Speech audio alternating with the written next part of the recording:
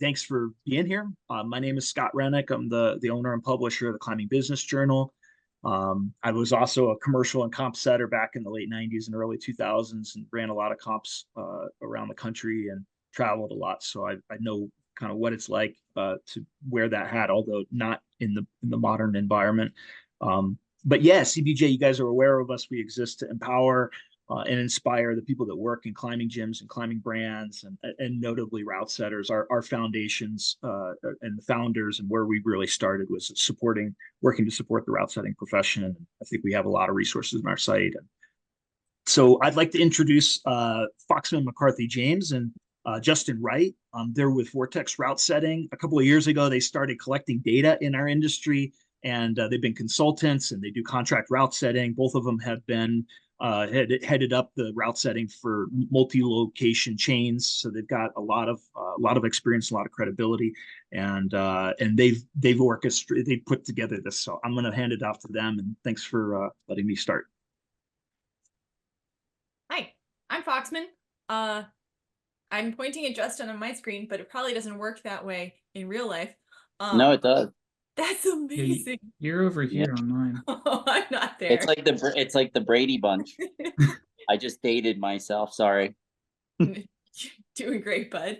But yeah, I kind of wanted to toss it just immediately over to Jess and Rocco and have you guys talk about who you are. And what your experience is both in route setting and training for climbing. I'm sure there are a lot of people here who know exactly who you are in your experience, but for people who don't, who are you? Yes, I'll go first. I'm Jess West. I am a coach with Power Company Climbing.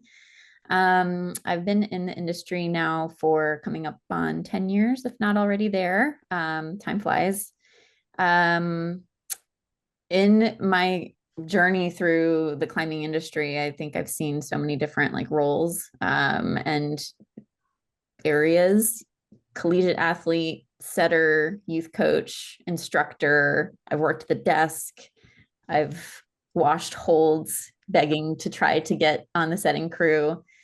And I did set part-time, and then I set for a bit full-time and decided this is really hard and I would rather coach. So I let the others take the lead there. So I'm still coaching. I'm mostly coaching adults now through Power Company. Like I said, most of my clients they kind of fall into two buckets. They are either the busy adult managing their job, their family, their busy home life, and still trying to get better at climbing, or they're all of those things, and the job that they're managing is a route setter. So I have a ton of experience with training setters that are brand new to the industry, and then those that are L5s on the World Cup circuit. So I've kind of seen it all. I'm also married to an L4, so I nag on him on keeping himself safe and injury-free and continuing to progress his own climbing as well as his career. So I get daily exposure to all of the complaints and all of the good and bad of route setting.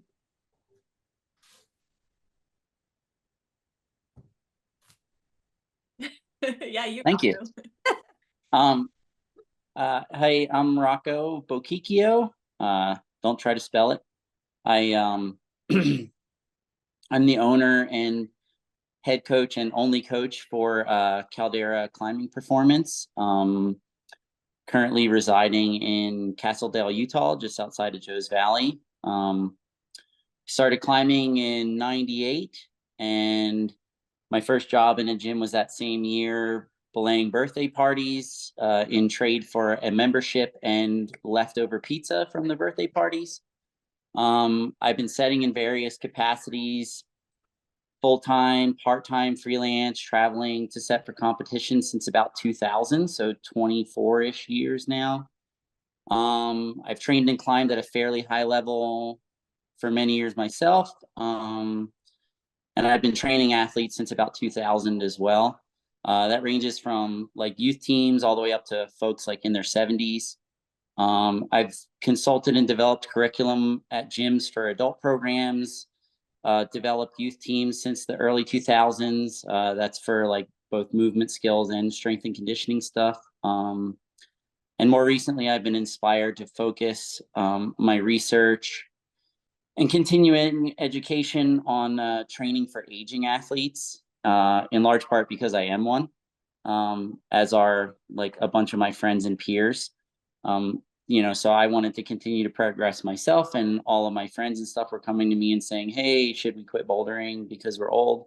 And so yeah, I've focused my research and development on that, and a lot of my clients are that as well. Like people who want to continue to try to push their limits into their late 30s, 40s, and beyond that. So cool. Thanks for doing some intros. Now that everyone kind of knows who we are, let's jump into some of the nitty-gritty sort of topics. I guess, looking at who's in the room, it seems like there's quite a lot of route setters, but since we're going to be recording this, we want to make sure that we kind of capture all audiences. So I'm curious for people who might be newer to route setters or route setting or otherwise unfamiliar with just like the workload that comes with that. Can we talk maybe about what the physical challenges of route setting is? do you want to start, Jess, or you want me to? Sure. Yeah. I think the major thing that people, or the major barrier that comes up is not only time, but like the demands of the high volume of work that route setters have to do in addition to their own climbing.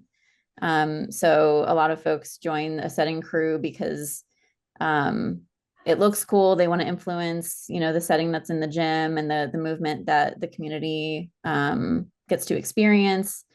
But then they don't really realize how physically demanding it is, how not even just the climbing portion of it, but carrying buckets, hauling buckets up your line, jugging constantly, the cleanup, the carrying. It's physically demanding in all aspects from the moment that you arrive till the moment that you leave.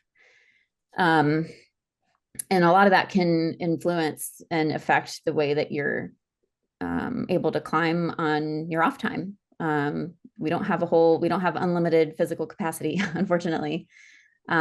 So yeah, there's definitely things to consider when going into like career route setting versus part-time setting. But the demands are there regardless. It's just how many days a week you're exposed to it. Yeah, do you think that people who are entering route setting are aware of these challenges? I think that there's an awareness, sure. Like I think, I'm going to be climbing a lot more, and I'm probably going to be holding a drill and, picking up holds and holding, big volumes over my head. But even from personal experience, I didn't know just how much exposure I would get to that type of like physical strain. I think there's like a naive perception of, this will actually improve my climbing. I'm exposed to a lot of different styles. I get to set for myself. And,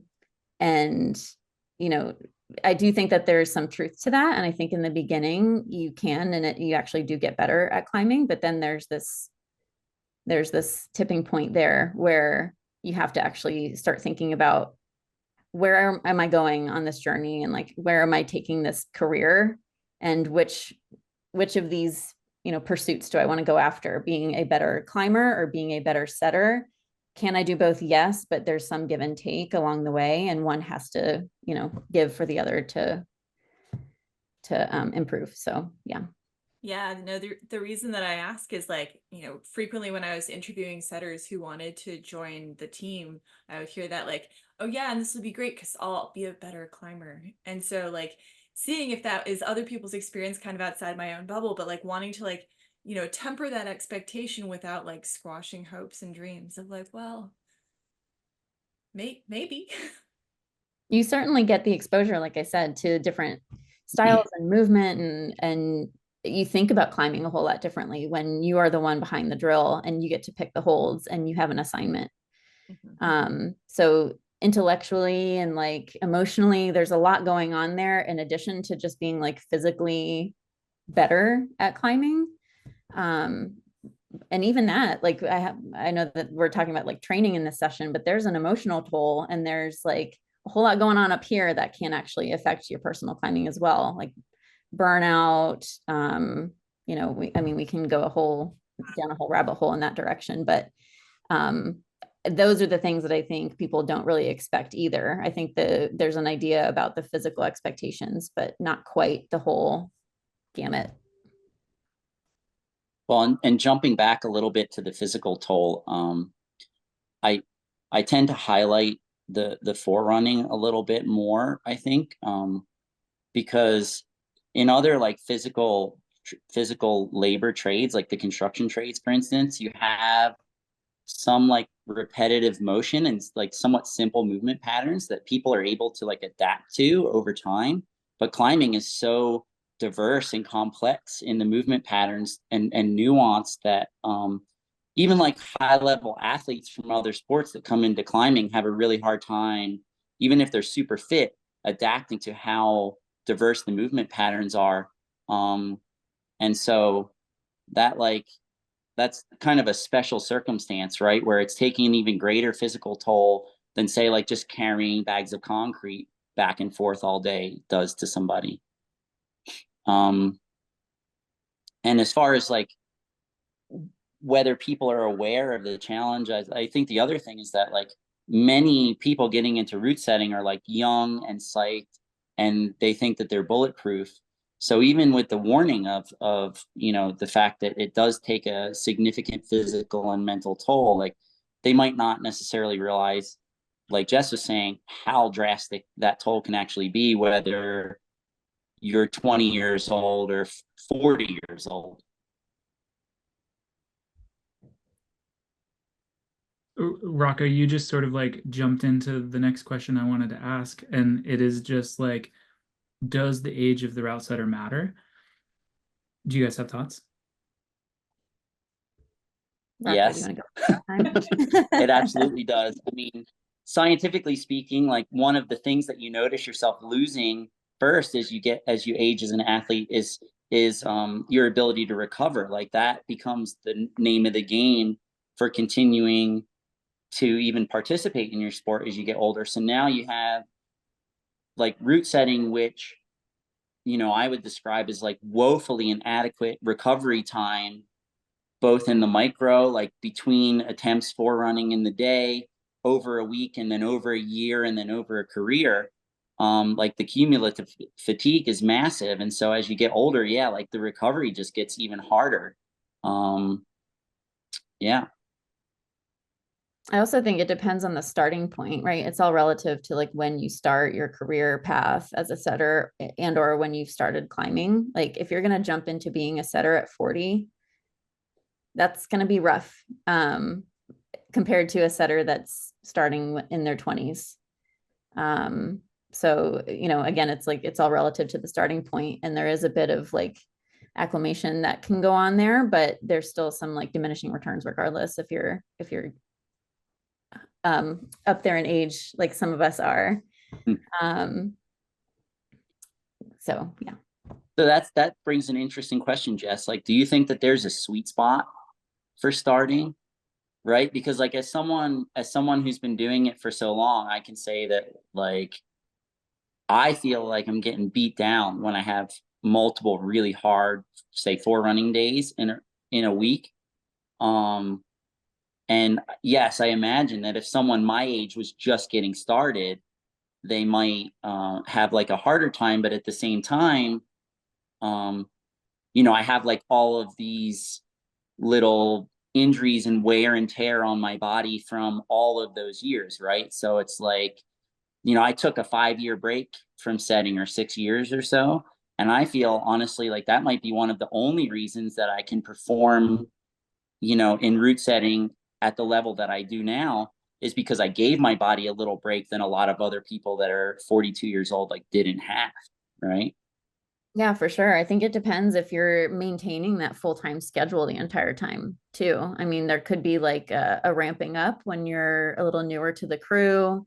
There could be, as you're getting older and as you're realizing like, hey, I need more recovery, or like, hey, I can't maintain this schedule, or I'm getting injured, or my personal climbing is suffering. That's when that conversation happens of like, I need an additional admin day, or I need to, be support crew on the ground and, not be on the wall for as much, during maybe one or two of my setting days. So I think, yeah, it's gotta, I don't think you can maintain that full-time schedule for, you know, I don't know what the number of years is, honestly, but I mean, Yeah. depends on when you start. I just don't think that you can maintain for decades.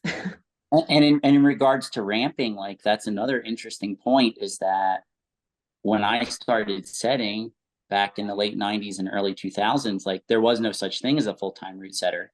So maybe the first 5, 8, maybe even 10 years was maybe 2 days a week or something, or 3 days a week. Even freelance, it was still, half of the month maybe. And now if someone's coming into the career, they're going right into a full-time schedule most of the time, I would imagine, unless they do, like an internship or something ahead of time.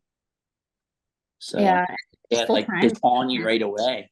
Yeah, I think full time also depends on the gym and the size of the crew, right? Like some to some gyms full time is 3 days of setting, but then you do get like other days off the wall, that fill out your hours, or it's supplemented by coaching or instructing or something like that. Other gyms at full time is 4 or 5 days a week, and that is again a very different schedule than the full timer that still gets the 40 hours and still gets the benefits, but they're only setting for 3 days. Yes. You mean not everyone runs 50 boulder problems a week? You guys have both like mentioned like full-time and recovery like a few times. Do you think that it's possible for somebody who is setting 3 or more days per week, that we'll kind of like define as full-time route setting? Is it possible for them to get adequate rest and recovery? Yes, but a lot of I felt like I was going to say this a lot more in the first 20 minutes, and I'm surprised I'm saying it right now, but it depends. um it depends on the intensity of those sessions. It depends on what they're doing outside of work, whether that's climbing, whether that's any other physical activity, biking, hiking, whatever. It is possible though, absolutely. It just depends on what recovery looks like for that individual and what those intense, setting days look like, or the variety of setting days within a given week. Yeah, like Jess said in the beginning, you only have a limited amount of physical capacity. And it just like every single thing that you do is taking tokens out of your week or your year, and I tend to lean towards I want to say yes, but I feel like in most situations that I've seen and heard about and worked in, like the answer is probably no. Some of that might be self-inflicted, some of it not. I think again, it depends like on what the demands are. But in the industry nowadays, like what is the average turnover for all of the boulders and routes in a gym? Like maybe if you're working in a really small facility, it might not be as bad, but I think that it's pretty quick nowadays, like 6 to 8 weeks or something. So to me, that means that if you're under the gun, you're not getting adequate rest in between attempts when you're forerunning, first of all, and then, if you, let's say you were to climb 20 boulders today, and we're just saying climb 20 boulders, like as a recreational climber, not like do the move 15 or 20 times to try to get it right and do that, like all of those little portions of it as well. But like you just go in the gym and climb 20 boulders. Are you going to go in tomorrow and climb 20 boulders again? And then go in the next day and climb 8 routes that are 50 feet, and then go in the next day and climb 8 routes that are 50 feet? Like you wouldn't do that recreationally, you know? So I think that not only the intensity matters, but the volume, I think, is the thing that really always stands out to me, is that it's just kind of unrelenting, that you're doing that year round. even if it's 3 days a week, I mean, Can I play devil's 16. advocate to that for a second, Rocco? Sure. This is Josh, by the way. And I totally agree with what you're saying, except that there are clearly climbers out there that are climbing 4 hours a day, 5 hours a day, training hard, 4 or 5 days a week, these little punks, and they're able to recover. So I would almost say their climbing load is way more intense than the average setters. So then does that become more of a genetic thing? Because some of them aren't really that young. Obviously, there's some that are kids that are doing that, but there's like 20-something-year-olds that are able to have those kinds of weeks. So in that case, I would argue that their climbing load is more just hours wise more, and then intensity wise more, but they're still able to go out and crush D13 on a weekend. So I guess, yeah, a long way to ask the question. Do you think that genetics comes more into play in that factor? I think personally that there's a decent chance that those people aren't recovering to their fullest potential either, right? So maybe that person's, and again, it depends on the person, but going out and climbing D13 on the weekend, like would they be climbing D15 if they were recovering better and not having 4 or 5 hour sessions? The other question is, I always ask is like, where is the line for injury, right? Like that's a big one with route setters and recreational climbers alike. Like, one, and I think Jess will attest to this as well, I would imagine, is that once you pass that line of what your physical capacity is, like maybe you can still perform fairly well, but you're also like, you're starting to get into the red and increasing your injury potential fairly significantly.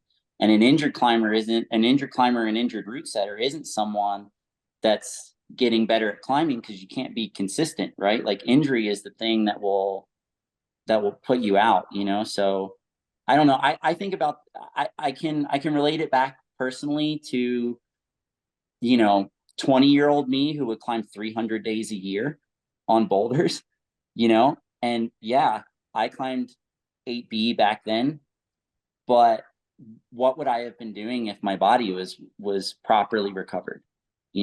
I think harder. I think I would have climbed better personally. And it's a conversation I have a lot when mentoring younger route setters too, is that like, if you can manage to curb the psych, then you might actually perform a lot better, Hey Scott, I'm not sure if people are going to be able to see the chat in the recording, but there's definitely some interesting stuff going on. I just wanted to share it. So I think one of the things that I was thinking about as this conversation was happening is like, well, maybe that high level athlete is doing that during some sort of performance phase, but it's unlikely that they're doing it 365. And that was populated in the chat, and just like talking about load and deload weeks and things like that. I think this is a great conversation. It's sort of in line with the next question I was going to ask, and it is sort of comparing and contrasting what route setters do on the daily to sort of that professional level athlete.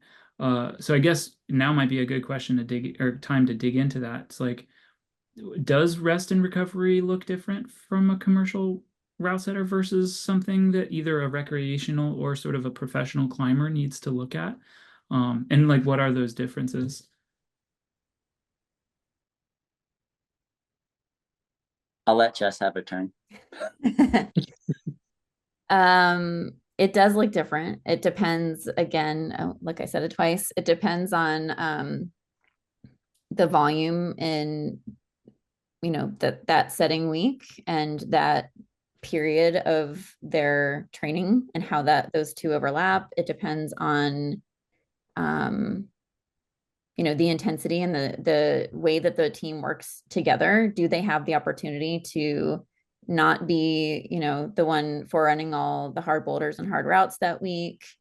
I have this visual in my head, and I think about it all the time when I'm talking to my clients about what rest and recovery looks like. And if you imagine like an empty glass, and then you pour water in it all the way to the brim, the water is the ability to get more out of your training, more out of your sessions, more out of your day. You pour a little of that glass out, you've got a little bit of room, you can pour more in. You pour a lot of that water out, now you've got a little bit more room, you can pour more in. I see setters as people who just dribble the water out, pour a little in, dribble it out, pour it in. They're typically like maintaining this, like, I can get by and I can see some gains here and there if I pour a little bit more, but I'm not fully emptying my glass. Athletes tend to have the structure and the mindset and the coach with them telling them you need to empty your glass out. And setters don't seek that guidance as often as they need to, in my experience. So again, they're like, I can manage this on my own because I can see that I can show up to work and I can be a valued member of my crew. I can climb really hard boulders sometimes. I don't need to climb really hard boulders other times. There's so much fluctuation within their week that they're able to see some gains here and there, but they're still kind of feeling like, I'm not getting my full rest. I'm not sleeping well. I have to get up early. It's like the cycle of I show up, I have my coffee, I set, I have my lunch, I forerun, I sit around a little bit. I can maybe climb for my own personal benefit, and then I go home and I rinse and repeat. There's not a lot of nutrition in there. Like, I mean, recovery is not just having a rest day. Recovery is getting adequate sleep, having the right nutrition, having the right periodization in your training, and like knowing and having intent behind what you're doing. And I don't see setters. Stress reduction.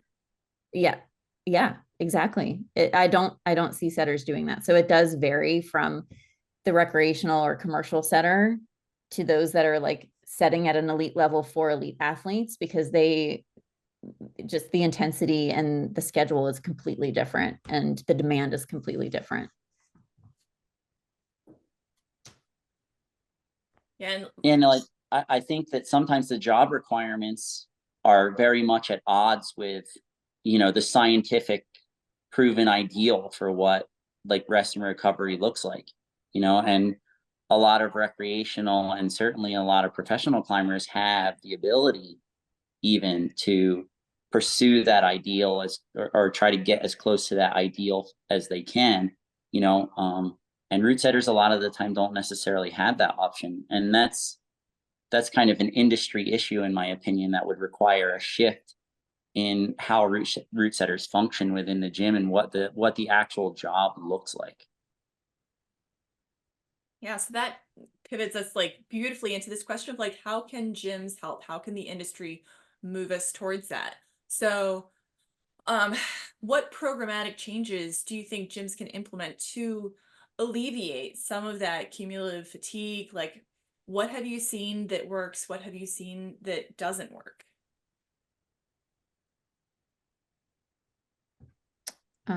Since we're alternating, I can go first. Gyms can absolutely help with implementing flexible schedules, limiting weekly volume if possible. It's nice if there's an opportunity in a crew size that allows for like overlapping schedules or the ability to cycle out when you're climbing at a certain intensity, when you're able to, lay back and lean on your teammates. That's not often the case. Usually it's a pretty tight crew and it's a pretty stacked gym and there's a job to be done. And you're the folks to do it. So that's nice in theory. It's not often found in practice. I have seen some facilities that implement like wellness programs, and they ask, they force a day off during the week, like midweek. They obviously support like career progression. So they'll have, pro development and things like that. So they support the ability for those setters to go out and set those high level events, go to clinics, level up. But then I also see on the other side of that where there's the negative side of it on the gym side is, well, we didn't have you here. The crew was strained. You have to think about the other side of it and the people that you're leaving behind when you're, traveling and, doing comps and stuff. So again, it kind of just comes down to like crew size, the ability to have a rotating schedule, the ability to have like in-gym therapy. Like there's some gyms that offer physical therapy that's completely paid for, and or they'll like completely, pay for them to go out and get therapy sessions and recovery sessions elsewhere. So I've seen things that work. I haven't seen anything that's consistent, and I haven't seen the entire crew like reap the benefits of it, because again, like within a given crew, not everybody is even necessarily chasing that like L5 or wanting to set at the World Cup. Like it depends on what that crew makeup is. Are there some folks that are like, I'm just here to be like a local commercial setter and I'm cool like maintaining my schedule. I don't need to level up or follow any sort of like USAC programming or anything like that. And there's others that are chasing that dream. And so I think there's a lot of considerations and communication that needs to happen with management to setting crew, especially at like the onset or on the hiring of that setter, is like, what are you looking to do with your career? And like, what is your interest with progressing this gym? What is your interest with progressing your own career? What does your schedule look like? Are you climbing outside? Are you trying to get better as a climber? Like, what can we do to support and foster growth for you? I don't think those conversations happen. And I think it's a lot of times a surprise to management and owners, especially like non-climbing owners. They don't understand or know what setters go through. And it just seems like, well, these guys are just constantly traveling, or they're constantly injured, or they're just tired, or, there's like some serious miscommunication there. I think it's important to add to that point a little bit that route setting is really unique in that most of the other like physical trade style industries that people work in, like those people don't do the thing they're doing for work in their recreational time. Like construction workers don't take a vacation for 2 weeks and go run a jackhammer in some like exotic locale. Like they're not going out and painting houses on the weekends, when that's what they do for a living. So like it's kind of this weird crossover where it is a unique situation where like your personal aspirations and your enjoyment in your recreational activity is like directly tied to what you're doing day in and day out for a living. And I think that's where the big challenge is. Yeah. And setters are, I mean, they're the visual merchandisers, like I come from a retail background. They are putting out there what the business is selling to the public. It needs to look good. It needs to climb well. It needs to feel good. The people that climb on it need to feel good and need to want to come back. So gyms need to really invest in their setters and their setting crew. And I still think that is not made in that way. I don't think that they think they're selling the product of, routes on walls. They think they're selling the product of climbing and movement and fun in an indoor environment. But it's the setters that are marketing that and making it possible physically for their communities. I mean, a gym with no holds on the walls is useless. It's just like a building with climbing walls in it. It's like without their outsetters, there is no gym. I think that the thing that always pops into my mind is that the workload needs to be reduced, like industry wide. Like I would like to see the turnover rate slow down just a little bit. That would require like a big cultural shift, and it would like in the member base and in climbers, and it would also require a shift in like the standard business model for gyms also, because like if there wasn't the pressure from the customer to have like a brand new V4 to climb like every single week in and week out, and the industry shifted just even a bit more into, like a growth and education mindset instead of like an instant gratification and perpetual gratification mindset, that would be really helpful. And since I think that there's maybe a 0 to 1% chance of that happening, I've presented the idea before of workload cycling, right? Like if you have a large enough team, which again is important, right? Like not having too small of a team for the workload to begin with, I think is one way that the gyms can help, right? Like you can't have 2 giant facilities and have 4 or 5 route setters. Like that's too much, right? So some standardization of that would be really good to have, right? Like how many setters should you have and what is a reasonable workload per person that you have on staff doing the job? If you have enough people, one of the ideas that I had that we piloted was taking, say, 50% of the team and having them do just like low volume stuff, or not forerunning at all, just to take that additional workload off of them for, say, like a couple weeks, and then flip flop. So half the team is getting more rest, and just go back and forth like that. It could even be something like maybe 2 times a year for 4 weeks, you slow that route setting cycle down for a month, and only half the team does the actual route setting, and then the other half of the team runs support, just maybe doing some carrying and, handing people stuff on ladders so that you don't have to go up and down as much and stuff like that. So like one half gets some rest for 4 weeks, and then the other one, is doing the workload, and then somewhere throughout the year you switch. That might be like a month or 2 where the turnover rate and new settings slows down a bit in volume. Yeah, and I think the other thing is that gyms need to realize that, if they're not taking care of their setters and the injury risk is so high, like retraining like a new setter, if you lose one, is very expensive. An injured setter isn't making you any money either. So it's in the best interest of the business to like keep the setters healthy and motivated and not burned out. Those are just a couple thoughts.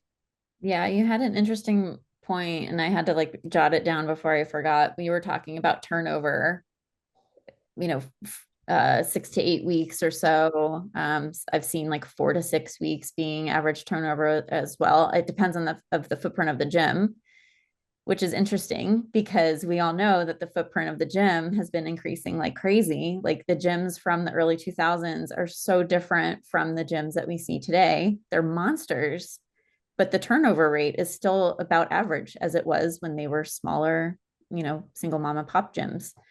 Or even faster. Yeah.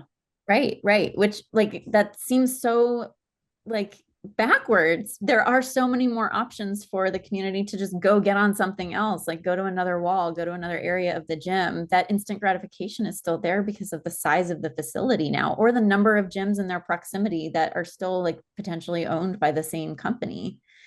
So that's just like wild to me that hasn't really adjusted that much. It's not even good for the communities that they're serving because they're not fostering this idea of projecting and improvement and trying hard on something and failing and trying again and then succeeding, and the benefits that gives to people. Like they are turning people out in this, like, if you don't like how that feels, go, 5 feet to the right and try the other one. And it's not good for the setters. It's not good for the community. So like, why are we doing that? I think that comes down to just like the philosophy of the gym and what it is they're trying to teach their community, and what it is that they're trying to brand as climbing, and what climbing really is. Is it that instant gratification? Is it success constantly? Is it finding something that suits you today in this moment? And sometimes it is. I've heard so many times where they're like, these people are just trying to, they want to get out of work and they want to go to the gym. They want to get up to the top and feel good about themselves, and they want to go home. And of course, like I've been there. I do too. Who doesn't? But I also kind of want to fail and sweat and get pissed and kick my chalk bag and be like, okay, I'm going to come back tomorrow. I'm going to come back tomorrow because this thing is still there. How many times are like in Kaya or in the, like setter boxes, the comment boxes, are people like, you reset my project, or like on social media, like you reset my proj. I wasn't ready. I wasn't done. Like the community might not even be cool with a quick turnover rate. They might want something a little bit slower. So they have that opportunity to come back and try it again. So, I'm a little heated on this one because it really makes absolutely no sense to me from pretty much all angles. So if you do have that larger gym footprint and you have the opportunity to slow shit down, like help your setters out, help your community out, but teach them why. Don't just let it be this unspoken thing of like, well, the setters wanted a slow turnover rate and create friction now between community and setter. It's on ownership and management to train and teach their communities on what climbing is, what projecting is, what progression means, and what it looks like, and how we can foster that for you by slowing the turnover down and by giving you different places and different means to get on something that feels, out of your style, out of your range, but within the same confines of this facility and that, that turnover rate. I I mean, climbing's hard and that's okay, right? Like, We want it to it's be at the end of the day. climbing's hard. And Yeah. I want to add, like, and I'm sure Jess has dealt with this as well. If you haven't, feel free to jump in. But I see a lot of people, I observe people, but also have athletes that come to me where this opportunity has been created for them to stay in their lane and not be forced to grow and expand their skill set so much that I have people come to me that have been climbing for 5 years that have such a huge discrepancy between like what they can accomplish in their style and what they can do outside of their style, because they've been afforded the opportunity to not have to grow, and expand their skill set. And that also is another thing, like, and I don't know if this ties directly to route setting per se, but if a person is sticking to their lane like that all the time and they get really strong and good in this very narrow scope of what climbing is and what climbing movement is, they're also exposing themselves to much greater injury risk because they're just crimping on the same size holds all the time, or they're only climbing in the cave all the time, and an injured member is a member who puts their membership on freeze too, so I mean, that's another thing, like forcing people to grow and expand a little bit in their skills is also going to keep them healthier, as well as patrons and paying customers. Yeah. And that, like, style, anti-style is regional. I mean, we see it outdoors, so we obviously see it indoors. Like you're kind of training for the community that you have that has the opportunity to climb outside. If you are in like an outdoor, climbing area. But setters don't get that exposure either if they're not traveling and if they're not getting exposed to different styles, whether it be in competition or in commercial setting, because if they're staying safe in their community and they're setting the same kind of things that their community likes and that fits their style and that they're going to be happy with, or that matches the outdoor experience, then that's limiting their progression. That's limiting their diversity of movement. It's limiting their career path, even if that's the only exposure that they're getting. So, they need to be given the opportunity to travel, to set at other gyms, to have that exposure to different styles and know like a little bit more about grading even. And like, what is a V5 in the Southeast compared to a V5, in California? Savage. Yeah. I know it, but like, if you don't travel and if you don't experience that, you don't know that. And you don't know that, like, yeah, it's savage, but like, also it's like, sometimes the setting in the Southeast doesn't quite match the outdoors. It's comfortable to keep people safe and to keep people feeling good and, minimize shoulder tension and, impingement and things, because they're just going to go get that outside. It's not always that like black and white, but I guess my only point is just like that anti-style exposure is so important for the community and so important for the setters alike. And, again, keeping them on that like tighter setting schedule and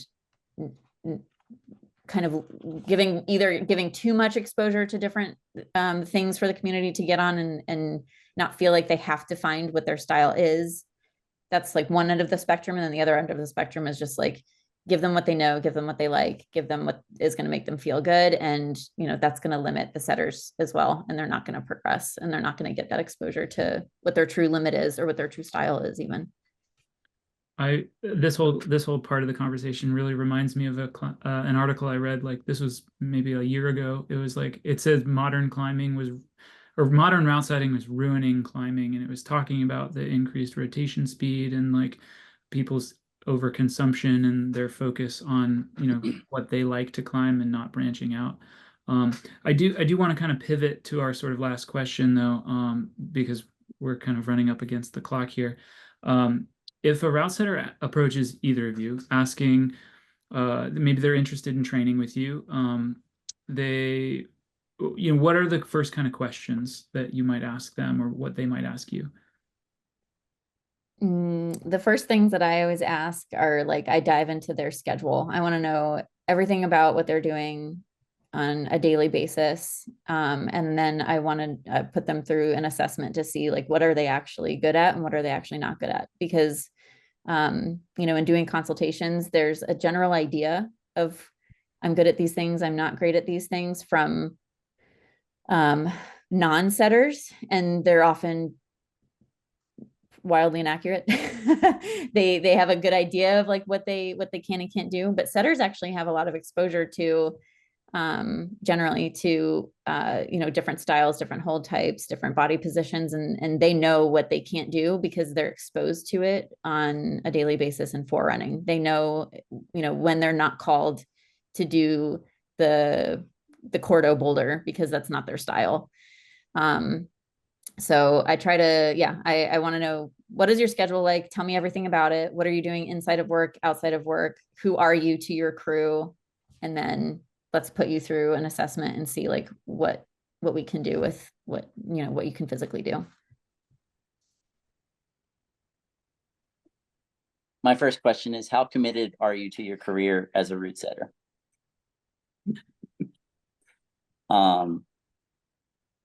Sort of kidding. No. So yeah, I mean, that is one thing. Like, how committed are you to your career as a route setter, and how attached are you to your personal climbing goals, right? Because some people, kind of like you mentioned before, Jess, are like, their goal is to be an L5. Their goal might be to set for the Olympics, and they might be willing to sacrifice climbing X outside or whatever, or taking a trip to South Africa or something. There are people that are willing to prioritize their route setting over those things, right? So that's a really important question to ask yourself. And then the other question, the follow-up question, I guess, would be like, if you were, how much power do you have to like dictate your workflow and the associated demands of your job? Like, do you feel you have the ability to rest and recover properly? Like, what would you like to see, or what would you need in order to accomplish that? And then the other thing is like, how much energy do you have on reserve outside of your job? Like, how much do you feel like you can do?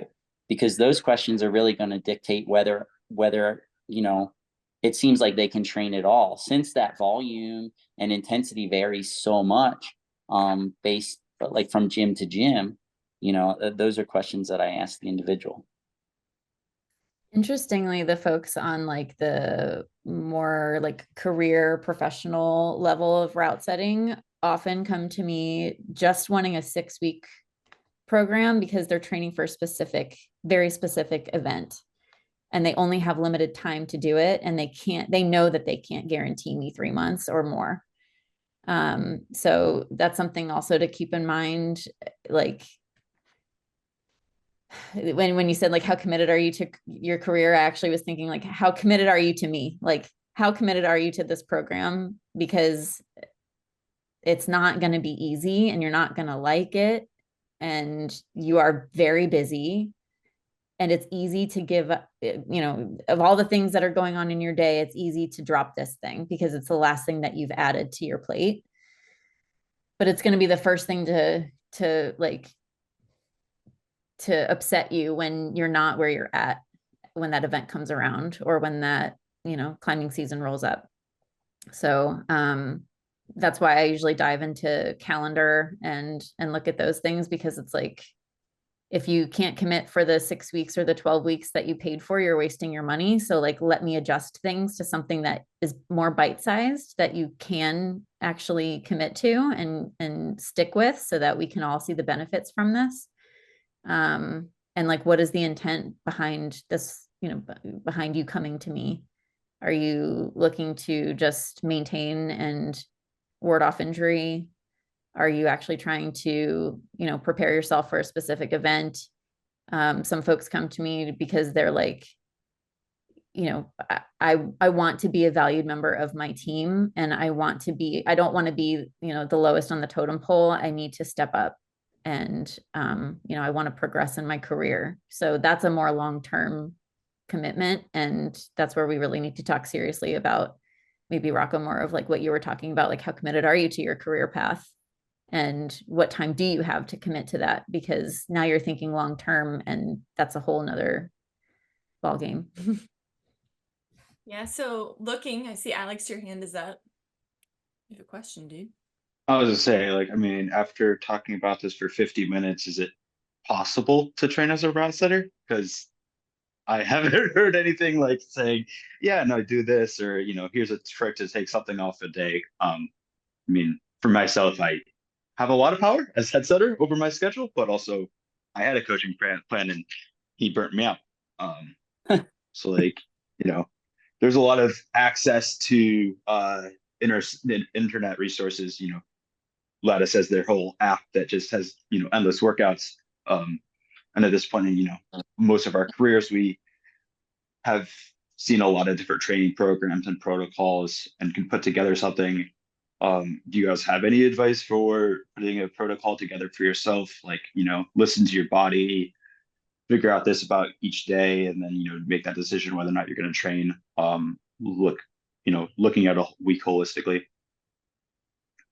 I tend to advise not just route setters, but all climbers to be very, very careful and look very deeply at whatever they see on the internet as far as like training programs and protocols and stuff go, particularly because training is like so individualized, right?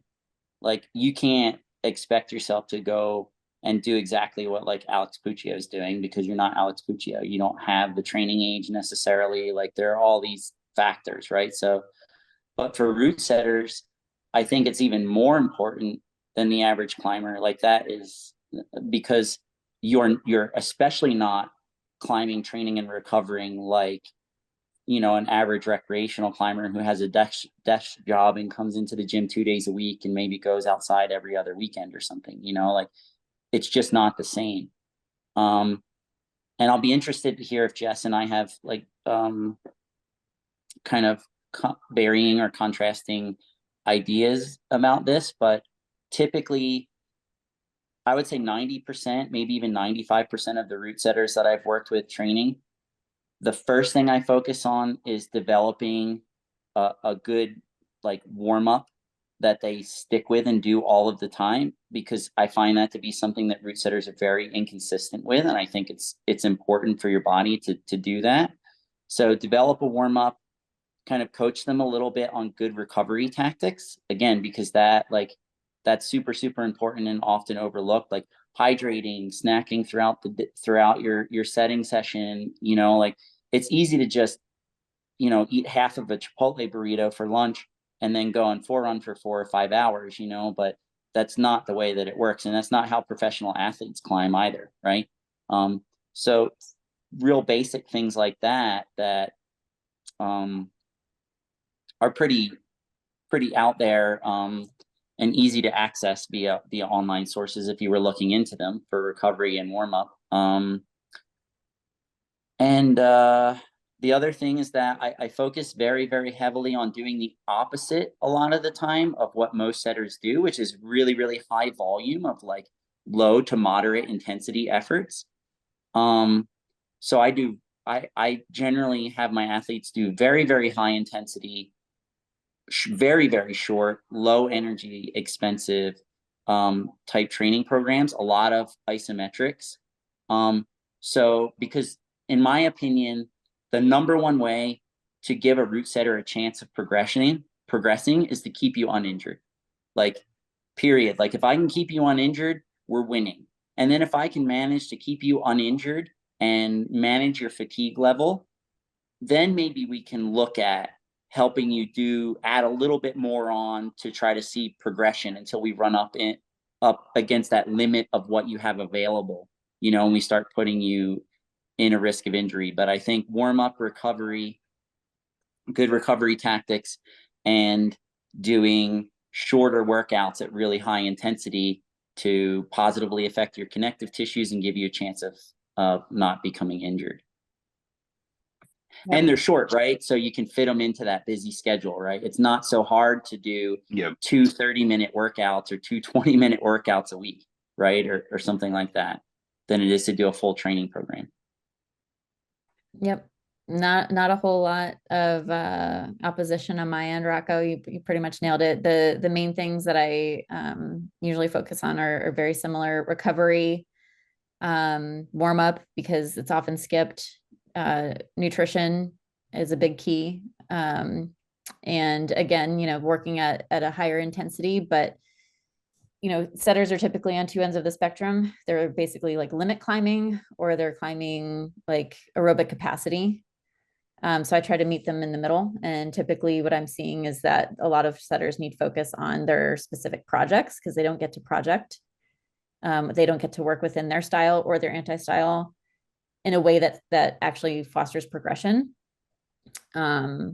Even limit climbing is like, it depends on the setter and what that looks like within forerunning, but it's usually not for the benefit of the setter. It's, I got to pull this move, or I got to like, this guy couldn't do it, I got to go see if I can do it, and then it's over. There's no linkage there. So you're actually not getting the intensity of that climb. You're not getting the full limit benefits of that climb. And then anaerobic capacity. So yeah, high intensity. I try to stay away from, high volume on the fingers. You're getting plenty of that. So depending on what I find in the assessment protocol, I might not even do any sort of finger training for you. Otherwise it'll be like max hangs, short duration. I too incorporate tons of rest tactics, and I even slot in, go grab a snack or go get some electrolytes or something.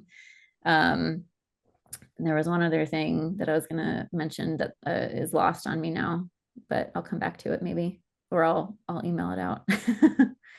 I'll call back again to like our 20-something-year-old friends that are doing 4-hour training sessions and going out and still climbing pretty hard on the weekends. Like, yes, I used to do that on a 2-liter of Coca-Cola and a box of Cheez-Its.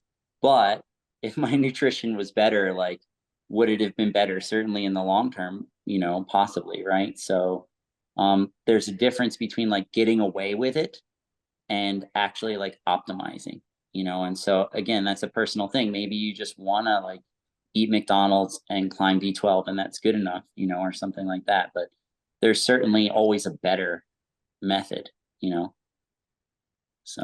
I remember the thing that I forgot, but just basically echoing the piece about the shorter duration session.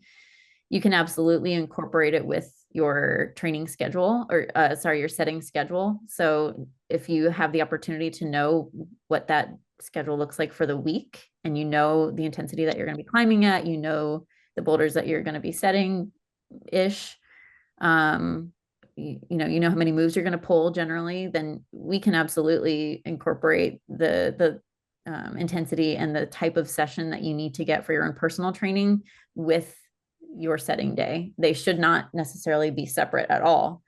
Your warm-up that Rocco was talking about, that happens before your forerunning session, not before your personal training session. It's movement prep.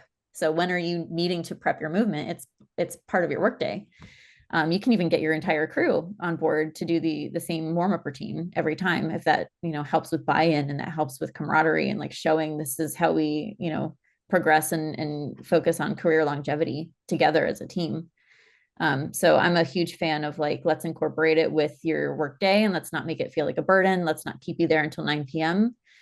Let's figure out how to keep you injury free, and then get you feeling stronger, and hopefully upping your grades if that's what you're looking for, without adding too much more like physical burden if possible.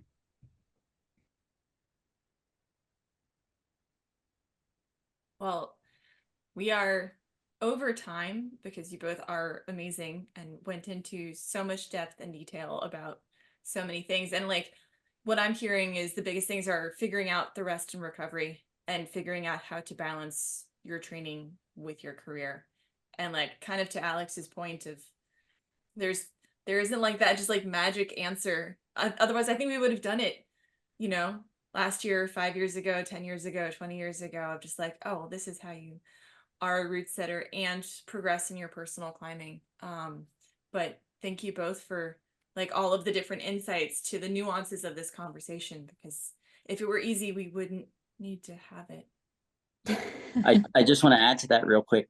Foxman and I started a pilot program doing like readiness testing metrics on route setters. So we were doing like velocity of a standing squat jump throughout the day and throughout the week, pull up velocity, finger force production, to kind of see what the reduction of those things were like over a workday and over time. And the variation amongst the team of route setters was massive. It was so drastic. So no two people on that team would be trained doing the same thing. Like it was such a huge variation, you know, and some people would like see finger force production go up by the end of the workday, like because of recruitment or something. And then other people would tank by like 30 or 40%. So it's like maybe that, you know, it just depends so much on the individual. It's really, really hard to give solid answers. And that's kind of why you want to be careful just taking advice from the internet, because, you know, the more specific, the better to you as a person, I would say. I just wanted to add that before we go.